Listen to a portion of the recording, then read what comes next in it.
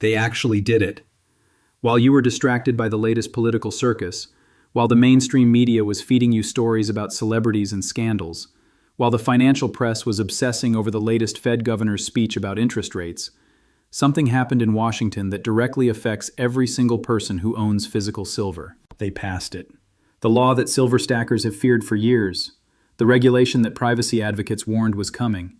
The reporting requirement that transforms the relationship between precious metals owners and the federal government. And it takes effect on February 15th, not next year, not in some distant future, February 15th, weeks from now.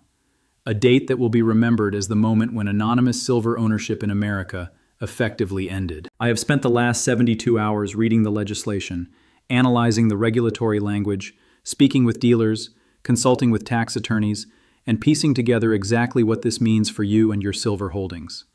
What I found is worse than most people realize. The new reporting requirements are more invasive than the headlines suggest.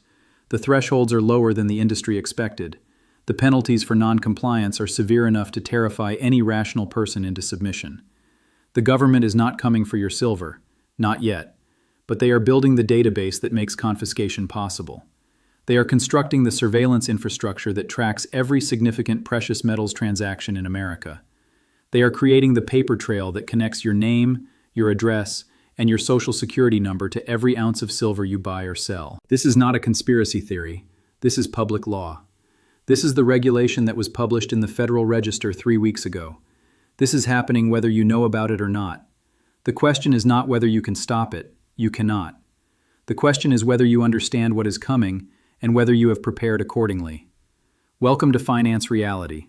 Today I'm going to break down exactly what the new silver reporting law requires, exactly who is affected, exactly what the penalties are, and exactly what you need to do before February 15th to protect yourself. This is the most important video I have ever made for silver investors, and the clock is ticking. Let me show you exactly what was passed and what it requires.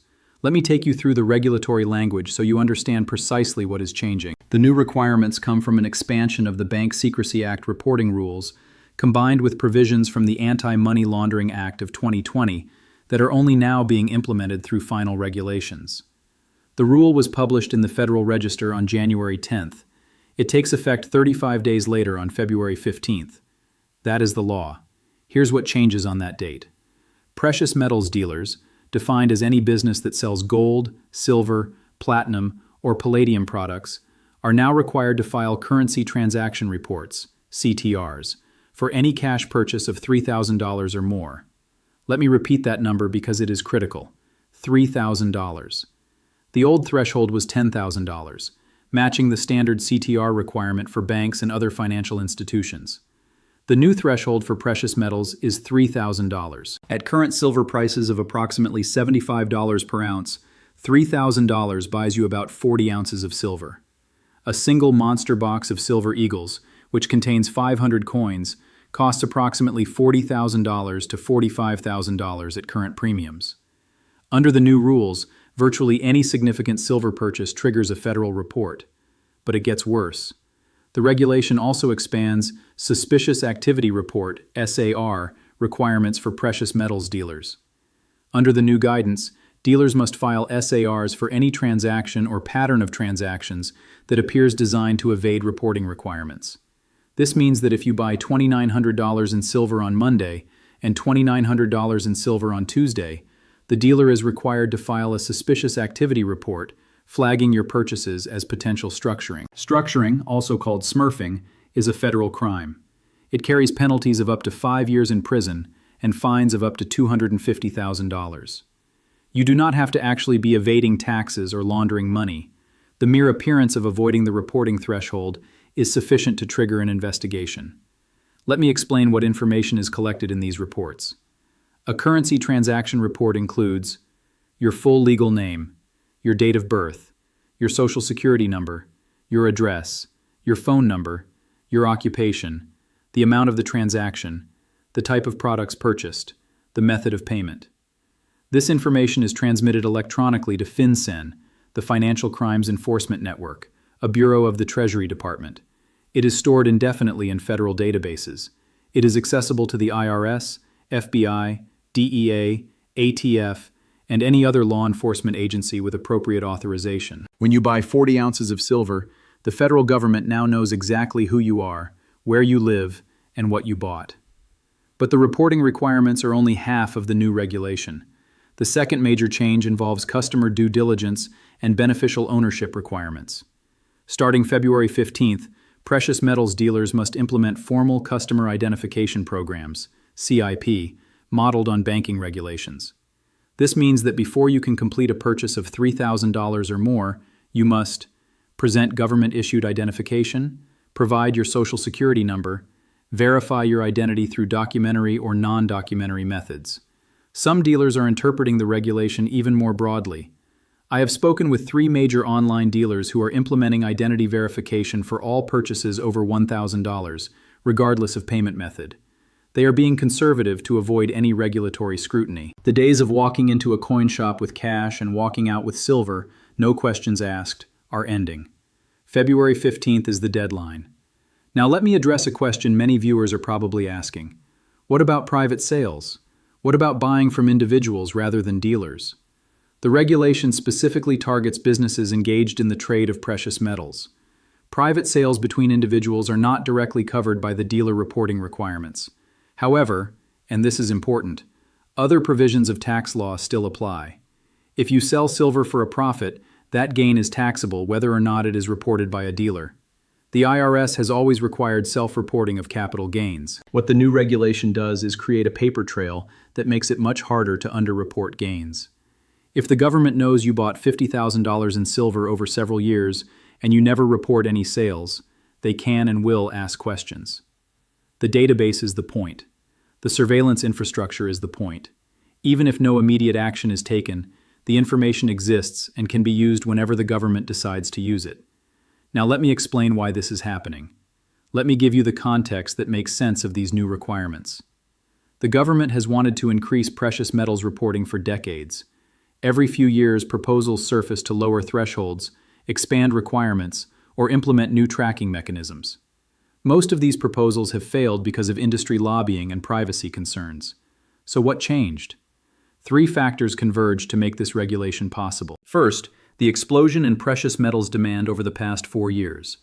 Silver Eagle sales from the U.S. Mint have hit record levels. Dealer transaction volumes have increased 300 to 400% compared to pre-pandemic levels. Millions of new investors have entered the precious metals market. This surge in demand attracted government attention. Where there is money flowing, regulators want visibility. Second, the anti-money laundering priorities of the current administration. The Treasury Department has made expanding financial surveillance a core policy objective. They have implemented new beneficial ownership reporting requirements for businesses. They have increased funding for FinCEN. They have explicitly targeted cash-intensive industries for enhanced scrutiny. Precious metals dealing has long been considered a potential vehicle for money laundering. Whether that perception is accurate or not, it has driven regulatory attention. Third, and perhaps most importantly, the fiscal situation of the federal government. The United States is running annual deficits of $2 trillion or more. The national debt exceeds $34 trillion. Interest payments already exceed $1 trillion per year, consuming a larger share of the budget than defense spending. The government is desperate for revenue. They are looking under every rock, scrutinizing every transaction, and building surveillance systems that maximize their ability to collect taxes. Precious metals have historically been a way for individuals to hold wealth outside the traditional financial system. You could buy silver with cash, store it privately, sell it privately, and the government would never know. That era is ending. The new reporting requirements bring precious metals into the same surveillance framework that governs banking, real estate, and securities. The government wants to know who owns what. They want to track flows of value. They want the ability to tax every transaction, and if necessary, to locate and potentially seize assets. I am not saying confiscation is imminent. I am saying the infrastructure for confiscation is being built. The database that tracks your silver purchases is the same database that would be used to send agents to your door if confiscation ever became policy. History teaches us that governments in fiscal distress do desperate things. Executive Order 6102 in 1933 required Americans to surrender their gold to the Federal Reserve. It happened before. The conditions that led to it are repeating. The new reporting law is not confiscation, but it is the prerequisite for confiscation. It is the surveillance without which confiscation would be impossible to enforce. Now let me explain how dealers are responding to the new requirements. I've spoken with representatives from 5 major online dealers and 3 local coin shops over the past week. The responses range from reluctant compliance to active resistance. The major online dealers, companies like AppMex, SD Bullion, and JM Bullion, are implementing full compliance systems. They have hired additional compliance staff. They have upgraded their software to automatically generate CTRs and SARs. They are sending notices to customers about the new ID requirements. These companies have no choice. They are large enough to attract regulatory attention. Non-compliance would result in massive fines, potential criminal charges, and possible loss of their business licenses. Smaller dealers face a more difficult decision. The compliance costs are significant. Implementing the required systems, training staff, and maintaining records creates overhead that eats into already thin margins. Some small dealers are exiting the business entirely. One local coin shop owner told me, "I've been doing this for 30 years. I'm not going to become a surveillance agent for the government. I'm closing March 1st. Other small dealers are finding creative approaches. Some are limiting their sales to stay below thresholds. Some are focusing on numismatic coins, which have slightly different reporting rules than bullion. Some are moving to appointment-only models that reduce transaction volume. The net effect is that the precious metals market is becoming more concentrated among large, compliant dealers who will report everything you buy.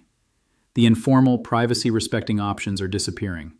Now let me run the numbers for you. Let me show you exactly what the new thresholds mean in practical terms for different types of silver investors.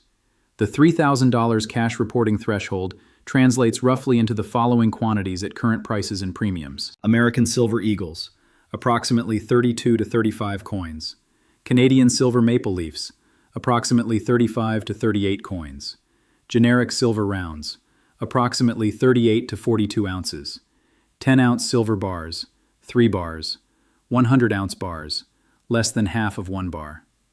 If you're a small stacker buying a few ounces here and there, you might stay below the threshold on individual purchases. But if you're making any significant addition to your stack, you're almost certainly triggering a report. Now consider accumulation over time. Suppose you've been stacking silver for 5 years, buying an average of $500 per month. That's a modest rate, just a few ounces a month. $500 times 60 months equals $30,000 in total purchases. Under the old $10,000 threshold, maybe 3 or 4 of your larger purchases would have generated reports. Under the new rules, if you ever made a single purchase of $3,000 or more, perhaps combining several months of savings, that purchase generated a report. Now suppose you are a more aggressive stacker, buying $2,000 to $5,000 per month during the silver run-up. Over 5 years, that's $120,000 to $300,000 in purchases. Under the new rules, virtually every one of those purchases is reported. The government has a near-complete record of your accumulation. Now let me talk about what happens when you sell. Under existing IRS rules, certain sales of precious metals to dealers are reported on Form 1099-B. The thresholds for 1099-B reporting are different from CTR thresholds, generally 1,000 ounces or more of silver bars, or specific quantities of certain coins. The new regulations do not change the 1099-B rules directly. However, they create a parallel reporting system that captures sales below the 1099-B thresholds. If you sell $3,000 or more of silver for cash, the dealer must now file a CTR on that sale, even if a 1099-B is not required. This means the government now has visibility into both sides of the transaction. They know what you bought, they know what you sold. They can calculate your gain or loss. Let me quantify the tax exposure. If you bought silver at $25 per ounce and sell at $75 per ounce, you have a $50 gain per ounce. On 100 ounces, that's a $5,000 gain. Silver held for more than 1 year is taxed as a collectible at a maximum rate of 28% federal, plus whatever your state charges. 28% of $5,000 is $1,400 in federal tax. The new reporting system makes it essentially impossible to underreport these gains. The paper trail exists. The database contains your transactions. The IRS has the information. I'm not encouraging tax evasion. I'm pointing out that the new reporting requirements fundamentally change the privacy landscape for silver investors. Previously, privacy was the default. Now, surveillance is the default. You must actively take steps to maintain privacy, and even then, your options are limited. Where is this heading? The new reporting requirements are not the end, they are the beginning. The regulatory framework being implemented includes explicit provisions for future amendments. Thresholds can be lowered via administrative action without new legislation. Categories of reportable transactions can be expanded. Exempt products can be pulled into the net. Here's what I expect over the next 2 to 5 years, based on regulatory patterns and fiscal pressures. The $3,000 threshold will be lowered. Historically, CTR thresholds have effectively fallen over time because they're never adjusted for inflation. I expect the precious metals threshold to drop to $2,000, then $1,000. At $1,000, buying just 12 to 15 ounces of silver triggers a report. Exemptions for numismatic coins will be narrowed or eliminated. Current carve-outs are viewed as loopholes. Loopholes get closed. Reporting will extend to private sales. FinCEN has already flagged person-to-person metals transactions as a potential laundering vector. I expect requirements for private sellers to verify IDs and report large transactions. Enforcement will be selective but intimidating. Holding reporting may be implemented. A modern echo of 1933's EO 6102, annual disclosure of holdings above, say, $50,000 or $100,000. Framed as tax compliance but practically a registry. Each step makes the next easier. Each expansion of surveillance creates infrastructure for further expansion. The question is, where on this trajectory do you draw the line? Now, international comparisons. The US is not alone. The EU has even stricter rules. Cash metals transactions often capped at 10,000 euros, sometimes 1,000 euros ID required for almost all purchases. Cross-border metals transport heavily documented. Australia has a dealer licensing system with extensive reporting. India's taxes and reporting have pushed much of the gold trade underground. China requires ID for all precious metals purchases. Switzerland is one of the few remaining relatively liberal jurisdictions, but is under pressure to conform. The window for private precious metals ownership is closing worldwide. Decisions you make in the next few weeks and months may determine your options for years. Why is the government doing this? Officially, AML and tax compliance. Yes, precious metals have been used in laundering, but the response is disproportionate to the real scale of misuse. Metals are tiny compared to real estate, art, or crypto, yet metals are getting harsher rules. Why? Because precious metals represent something the government fears: wealth outside the system, money that cannot be easily tracked, inflated, or controlled, assets that retain value regardless of policy mistakes. When you own silver, you're saying, you don't fully trust the dollar. You want insurance against government mismanagement. You value privacy and independence.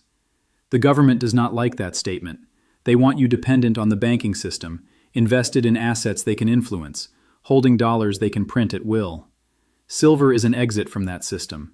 These new rules are designed to close that exit. I'm not advocating illegal behavior. I'm pointing out that the regulatory burden is political, not purely about crime prevention. The same government that can't secure the border, can't balance a budget, and couldn't stop billions in pandemic fraud is somehow laser-focused on tracking your silver purchases. Ask yourself why. The database they are building is not just for tax collection, it's for control, for knowing exactly who has opted out and by how much. When the next crisis hits, when the dollar is under serious pressure, when extraordinary measures are on the table, they will know where to look. This is not paranoia, it is pattern recognition. Governments in fiscal distress take desperate measures. The surveillance infrastructure being assembled makes those measures possible. If you own silver, the new law validates everything you believed about the system. You didn't buy silver because you trusted the government. You bought it because you didn't. Because you saw dollar debasement. Because you wanted assets outside banks. Because you valued privacy. Now the government is proving you right by implementing surveillance over metals. They're confirming that silver is a threat to their control. They would not bother tracking it if it didn't matter. You don't regulate worthless pet rocks. You don't build databases to track barbarous relics. They track silver because silver has value. They regulate silver because silver threatens their monopoly on money. Your decision to stack silver was not just financially prudent, it was philosophically correct. You understood the nature of the system before the system admitted it. I know many of you feel frustrated and frightened. The loss of privacy is infuriating. It feels like the walls are closing in. But consider this. They're doing this because they are scared. Scared of what silver represents. Scared of citizens opting out. Scared of losing control. A confident government does not obsess over bullion purchases. A stable monetary system does not require surveillance of alternative assets. This law is not a sign of strength. It is a sign of weakness, the response of an empire in decline. Your silver is more valuable today than last week, not because the spot price changed, but because the government just confirmed they view it as a threat. Hold your position. Don't be intimidated. Don't sell because you're afraid of being on a list. You will be on lists anyway. The real question is whether you're on the list with 1 ounce or 1,000 ounces. So what should you do before February 15th? Actionable steps. If you've been planning significant purchases, consider doing them before the deadline. Transactions completed under the old rules are governed by the old rules. Establish relationships with local coin shops while they still exist. Become a known customer. Understand the thresholds. Don't suddenly change your normal pattern just to dodge reports, but don't unnecessarily consolidate purchases either. Consider alternative metals and products, numismatics, less tracked metals, to diversify regulatory exposure. Keep meticulous records of cost basis and transactions. This protects you on taxes and in any audit. Consult a tax attorney or CPA who understands metals. This video is not legal or tax advice. Think about storage and jurisdiction, domestic versus international options. Do not panic. The privacy environment has changed, not the core silver thesis. Finally, share this information. Most silver investors have no idea what's coming on February 15th. Help them understand the lowered thresholds and implications so they can make informed decisions. This is Finance Reality. This channel exists to give you information the mainstream won't. The new reporting law should be headline news for anyone who owns metals, but it's being buried. You deserve to know. You deserve time to prepare. You deserve the chance to act before the rules change. The clock is ticking. February 15th is coming. What you do between now and then matters. Like this content if it helped you understand what's coming. Subscribe if you want to stay informed about precious metals regulations and market developments. Hit the notification bell so you don't miss critical updates. I am Finance Reality. I'll see you in the next one.